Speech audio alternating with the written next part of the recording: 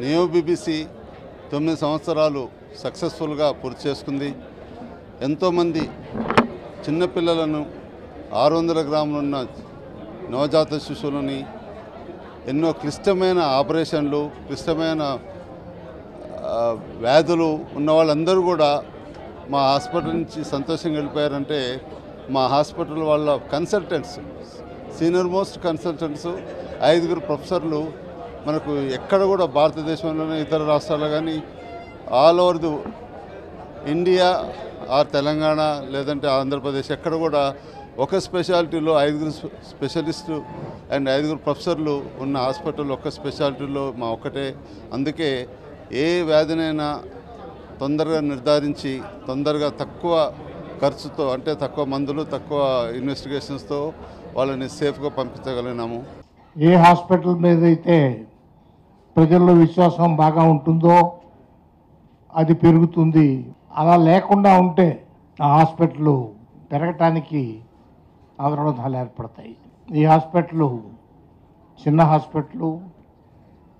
Hospital అయినా మంచి service చేస్తున్నారని విన్నప్పుడు చాలా సంతోషం కలిగింది. ప్రారంభోత్సవం జరిగే రోజుల్లో నేను ప్రారంభం చేశాను. 9 ఏళ్ల తర్వాత బాగా నడుస్తుంది అని నలుగురు అంటూ ఉంటే చాలా మంచిది, సంతోషం అనిపిస్తుంది. ఈ హాస్పిటల్ ఇంకా మంచి సర్వీస్ చేయాలని, ఇంకా ప్రజలకు దగ్గర కావాలని కోరుతూ సెలవు. దీంట్లో ఉన్నటువంటి డాక్టర్స్ ఎటువంటి వాళ్ళు ఉన్నారంటే సీనియర్ మోస్ట్ డాక్టర్స్, వాళ్ళు ప్రొఫెసర్స్, వాళ్ళు నీలోఫర్ హాస్పిటల్లో వర్క్ చేసినటువంటి వాళ్ళు. మరి 6 మెంబర్స్తో స్టార్ట్ అయింది. మరి అందులో వాళ్ళు అక్కడ దాదాపు 20 ఇయర్స్ బ్యాక్ అది కంబైన్డ్ ప్రాక్టీస్ చేయడం మొదలుపెట్టినారు.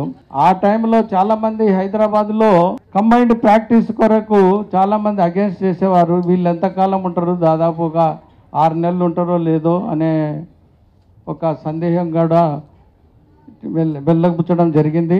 కానీ దాదాపు అప్పటి నుంచి ఇప్పటిదాకా కూడా వాళ్ళు కంబైన్డ్ ప్రాక్టీస్ చేస్తున్నారు. Many of the vaccines are available from the government and most of them are now implemented across the country free of cost. So I think vaccines have come up as an important topic. And last is screening. Treat diseases, but we screen for problems even before the disease starts.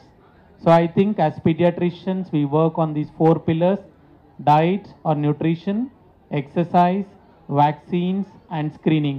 So a doctor is considered to be best when he works on these 4 principles and sees patients not when they have diseases, but actually before they prevent those patients becoming patients real.